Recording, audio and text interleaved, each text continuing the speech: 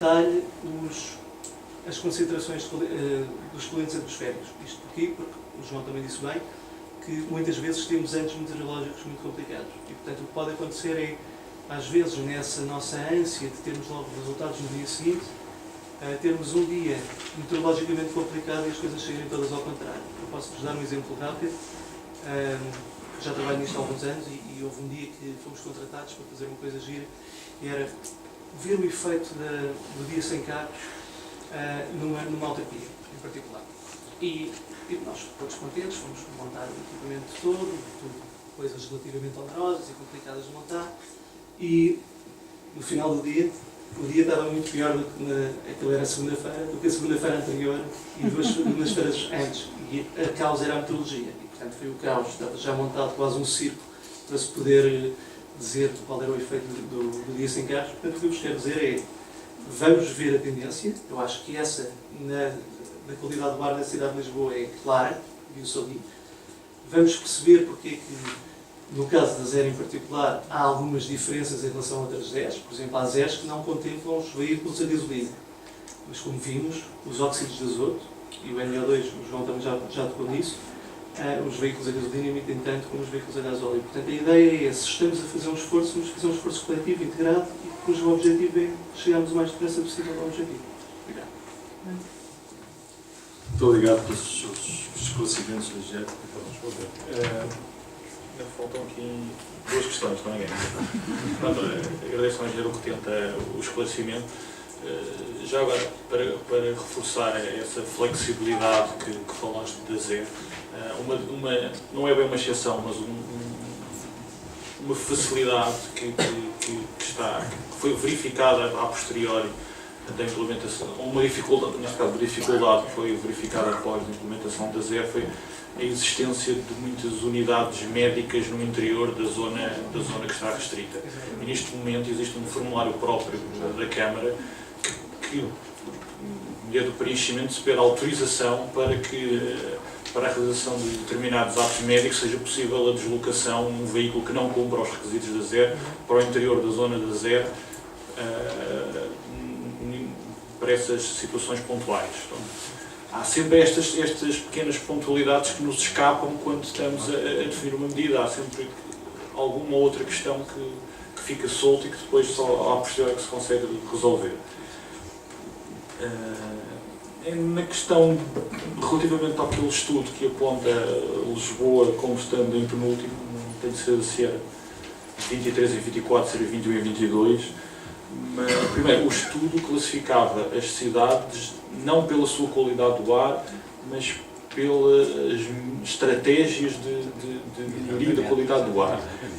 E o que eu acho que prejudicou, aquilo de Lisboa teve uma classificação de 56%, se não me engano, mas depois havia logo 2 ou 3 cidades acima com 58%, com mais de 4 ou 5 pontos percentuais, e saltávamos logo mais para cima. Mas o que eu acho que prejudicou Lisboa foi o ponto de partida em relação às outras cidades.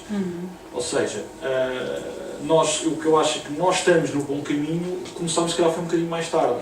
Ou temos outra dificuldade de meios que outras cidades não tiveram. Por exemplo, o estudo referia, em termos de frotas, dava-nos uma classificação má. Mas referia que a aquisição de veículos elétricos foi parte da frota cativa da Câmara. Agora, nós tínhamos, era 1 ou 2 há 4 ou 5 anos atrás, agora temos 50 e tal. Nós começámos foi de um ponto de base muito inferior a outras cidades, já com vários anos de avanço em relação a nós. Daí eu acho que o caminho é este, agora o importante é continuar a segui-lo. Mas em relação às emissões, sim. De facto, nós não estamos tão mal que não estávamos em 20º segundo, ao próprio, pelo menos tudo, que eu leio aqui. Ou não tem conhecimento disso? Sim, em termos de emissões, bom, temos algumas... Pode-se sintetizar que em termos globais não é má. Há situações pontuais em determinadas zonas e determinados indicadores que não estamos ainda a cumprir. Mas no cômputo geral não é gravosa, não temos fenómenos extremos como acontece em algumas cidades europeias. Relativamente à localização das estações nas outras cidades, não tenho conhecimento da disposição das estações em Madrid ou em Paris. Agora, é importante que como o engenheiro Coutinho disse, que as estações, não só o sítio onde há tráfego, mas também há muita ocupação humana, que é o caso neste momento de toda a Baixa de Lisboa, da Avenida da Liberdade, em que temos diariamente centenas de pessoas a passar ali por aqueles passeios onde está a própria estação. Isso no fundo reflete o que aquelas pessoas que estão a passear ali naquele passeio estão expostas. A importância de haver este tipo de motorização também é essa. E acho que neste momento, quer em termos de oferta de transportes públicos, dificilmente há uma zona da cidade melhor servida a transportes públicos do que a zona 1 da Zero, em que temos 3 linhas de metro, várias carreiras de autocarro, comboio, há todo tipo de oferta de transportes públicos naquela zona. E tu gostas? Muito obrigado, Sr. Engenheiro. Passamos então à segunda e última série de três intervenções.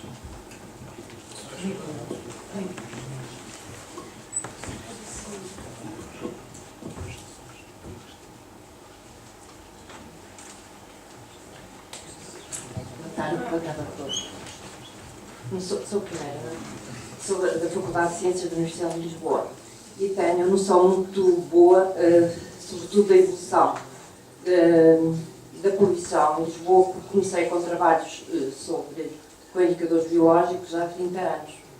E tenho notado, na verdade, que Lisboa tem melhorado muito de há 30 anos para cá, os valores são muitíssimo melhores, mas incomparavelmente.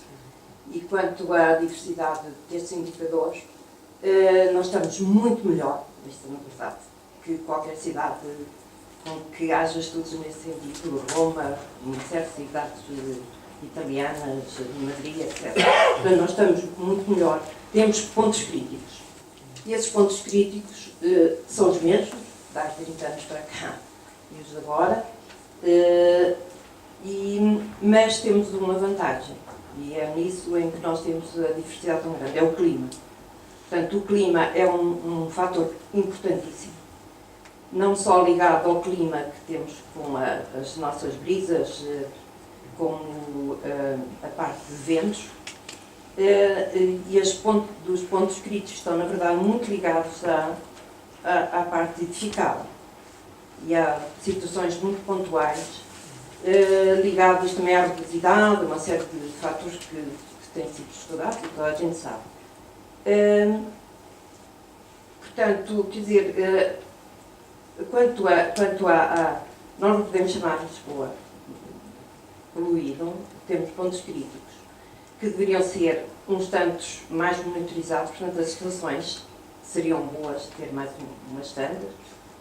E dos pontos que nós temos monitorizado sempre que possível a biodiversidade nas estações, o mais próximo possível destas estações, e apanhámos temos uma correlação bastante forte entre o número de espécies, só com a riqueza florística, entre o número de espécies e os valores dados sobretudo para o NO2, e as partículas é muito difícil contabilizar, claro, mas temos notado um aumento das partículas, com simples razão de ter espécies que deveriam estar no solo e aparecem nas árvores.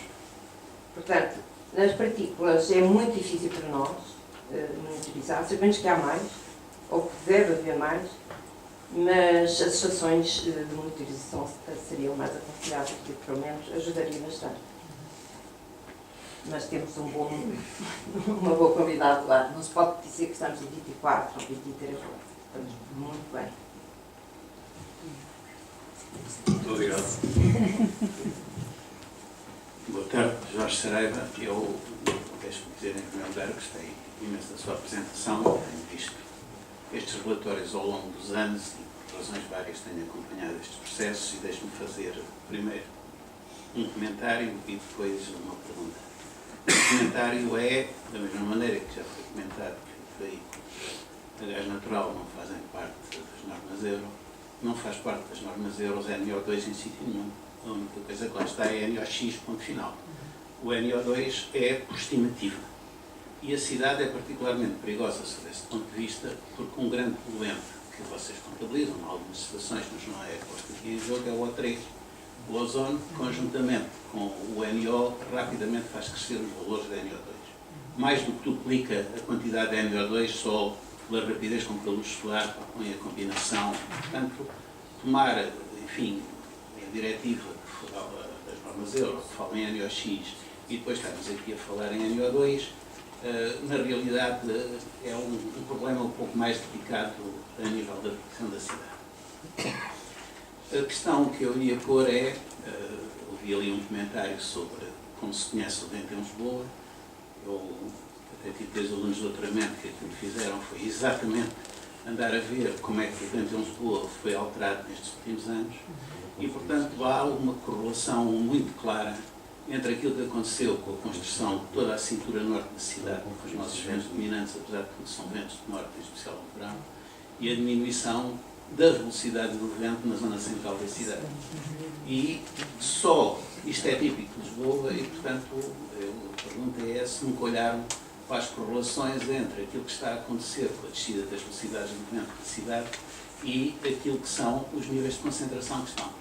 Se bem me lembro, entre 80 e 90, nós perdemos na zona da Avenida da Liberdade, resultados do António Saraiva Lopes, qualquer coisa da ordem de, eram 4,3, 4,4, 4,5 metros por segundo e estamos nos 3,3, 3,4 metros por segundo no verão.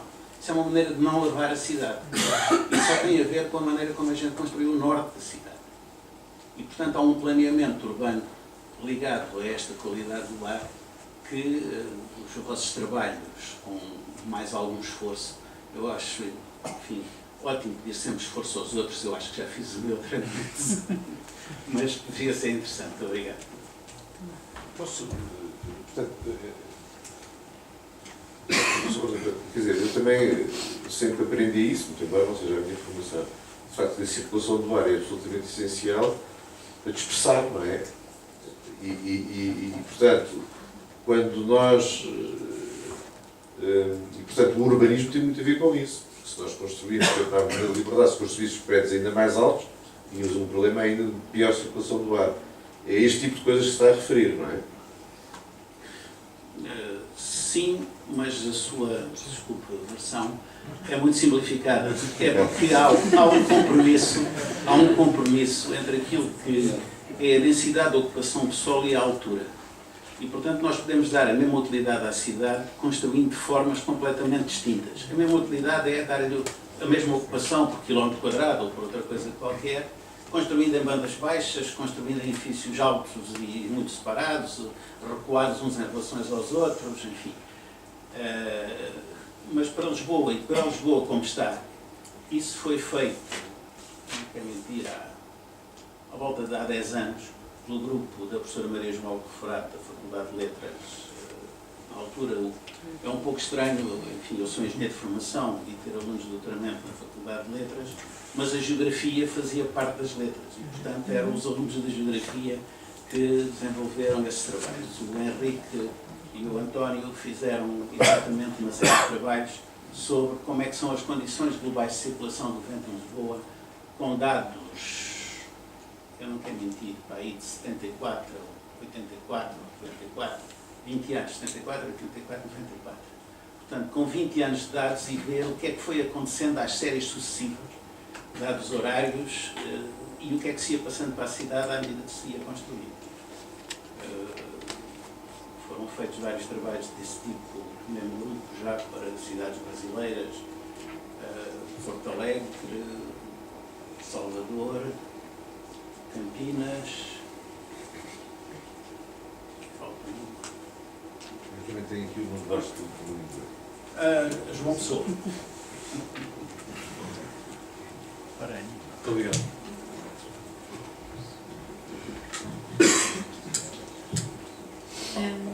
Boa tarde, Ana Cristina Costa. Muito obrigada pela a sua apresentação e pelas explicações que já foram dadas. Eu, contudo, ainda tenho aqui umas dúvidas. Era para saber, em relação ao plano de melhoria da qualidade do ar, que acho que terminava em 2012, mas pelos vistos ainda continua em vigor, ainda continua-se em funcionamento, ainda, apesar de haver essa data limite.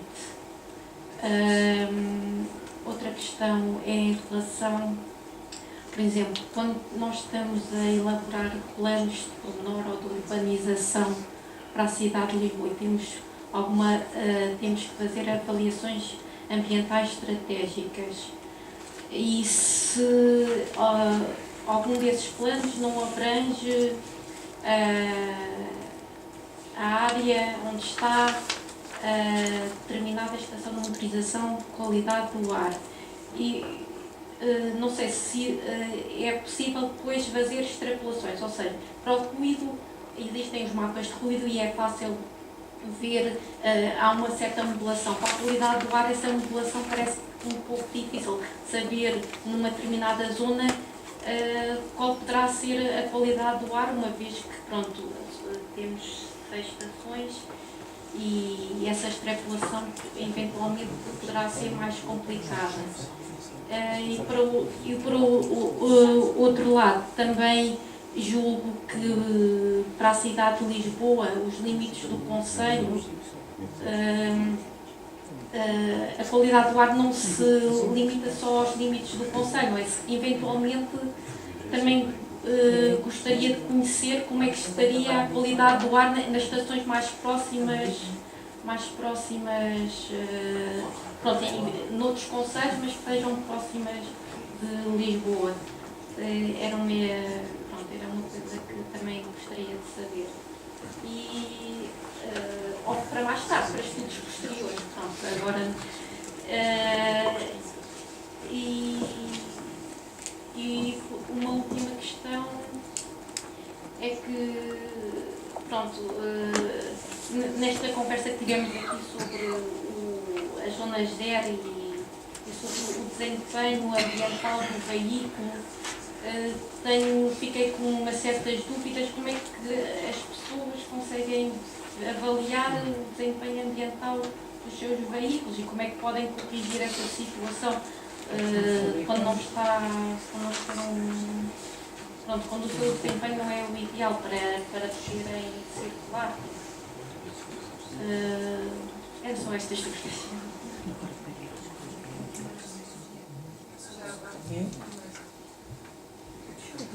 Boa tarde, mais uma vez agradeço a apresentação. O meu nome é Mafalda Sousa, estou a falar em nome da Quercus. Eu gostaria de fazer um comentário. A sua apresentação ficou muito a zero. De facto é um instrumento importante e que fez uma melhoria significativa dos níveis de qualidade do ar da cidade. Mas a pergunta que eu gostaria de fazer é se estarão previsto um aumento do nível de exigência das normas Euro no futuro, ou seja, estamos neste momento na fase 3, está prevista alguma fase 4 e em que altura será implementada. Outra questão que eu gostaria de perguntar, ou melhor, focar, é que existem uma série de medidas, nomeadamente de âmbito supramunicipal, contidas nos planos de melhoria de qualidade do ar, que não saíram do papel, basicamente. Estou a falar, por exemplo, da criação dos corredores de vias de alta ocupação, transportes públicos e veículos elétricos nos principais acessos de Lisboa.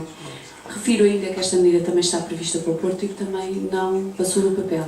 Gostaria de saber qual é o papel da Câmara Municipal de Lisboa na implementação de uma medida deste nível e, já agora, porque é que nunca se avançou com este tipo de medida.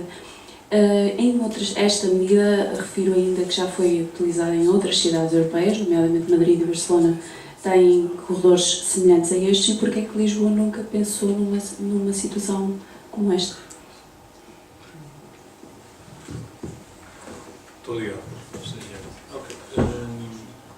Começando pelas questões climatéricas e de ventos, de referir que no âmbito da revisão do PDM da cidade de Lisboa foram feitos alguns estudos e num estudo relativamente a estas questões de circulação de ventos e questões climatéricas, nomeadamente interligadas com o problema das ilhas urbanas de calor. E sei que uma das conclusões que se chegaram a estes estudos foi a delimitação de corredores de ventilação, que seria importante, preservar para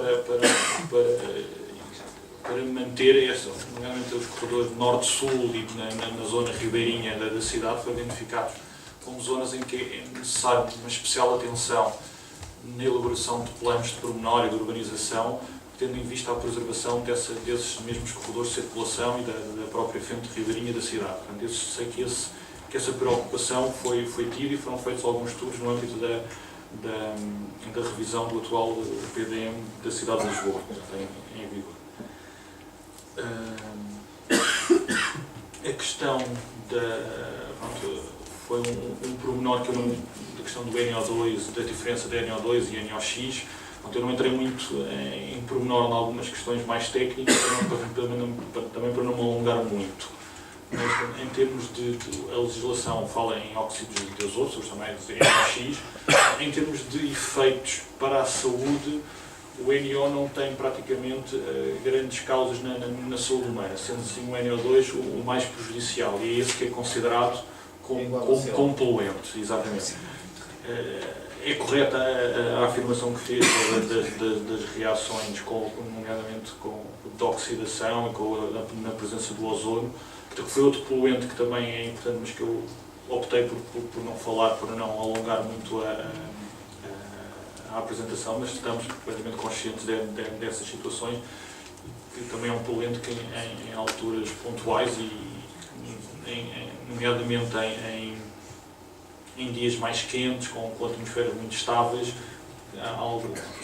são ativados os limiares de alerta. A CCDR comunica aos meios de informação, às câmaras, à proteção civil, aos grupos de risco, algumas precauções a ter nos casos pontuais de violação do limiar de informação relativamente ao ozono.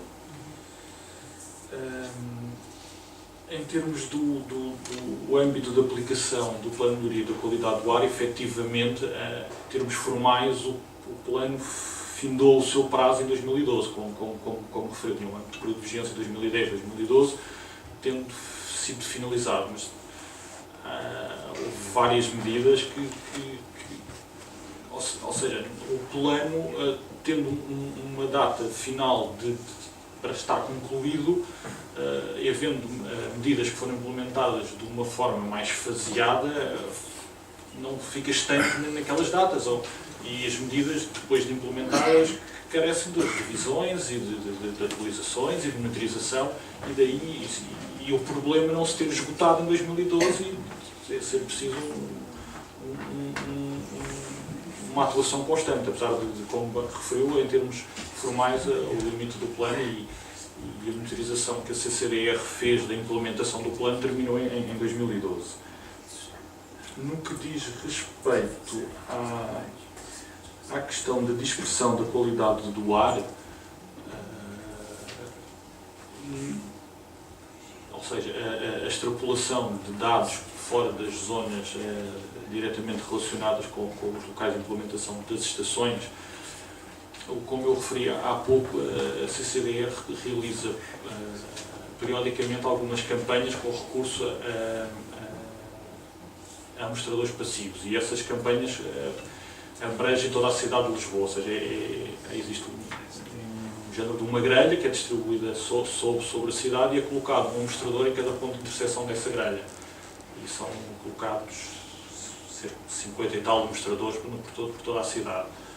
É um caso de contactar a CCDR, que pode ter outro tipo de estudos mais aprofundados, para além da mera indicação das estações. Além disso, tanto no site da CCDR, como especialmente no site do Qualar, pode consultar os dados das estações de toda a rede, quer regional como nacional. Como eu disse, são disponibilizados diariamente os índices de qualidade do ar para as diversas aglomerações, e pode ver os dados em bruto, entre aspas, diários para cada uma das estações da Rede Nacional de Qualidade do Ar. Relativamente ao desempenho ambiental dos veículos, a forma de verificar o mais correto será pelo valor que vem indicado no documento único do veículo. Se tomarem atenção, vêm lá as emissões das partículas para diesel. de carbono para... Exatamente. Caso o veículo não possua esse documento único de identificação, aí terá que ser por aquele método expedito das datas. Não há outra forma. Porque a filosofia das normas Euro, como eu já disse, é a partir da entrada em vigor de determinada norma Euro, todos os veículos que são postos em comercialização no mercado têm que responder àquela exigência. Daí esta muleta, entre aspas, das datas dos veículos. Em relação às questões levantadas pela Mafalda, no que diz respeito à apresentação, foi a minha intenção não dar só importância a zero, pronto, dar um especial destaque por ser um com um impacto mais significativo, mas é mesmo um dos principais objetivos fazer uma síntese de todas as outras medidas, não só das protocoladas, como também de outras que têm sido tomadas, e que foi feito um esforço de recolher várias ações que muitas vezes são ligadas a vários serviços da Câmara, que nem sempre é fácil conseguir.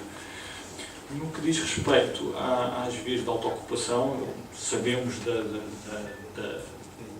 que foram identificadas as duas, ou seja, uma das conclusões que houve no âmbito dos trabalhos dos planos da melhoria da qualidade do ar foi que estudando todas as medidas simples que foram propostas e que foram estimadas, que chegou-se à conclusão que não iríamos ter resultados satisfatórios. Daí tínhamos que avançar para medidas pesadas, entre aspas, e as que foram escolhidas foi a ZER, no caso da cidade de Lisboa, e as VAL nas entradas da cidade.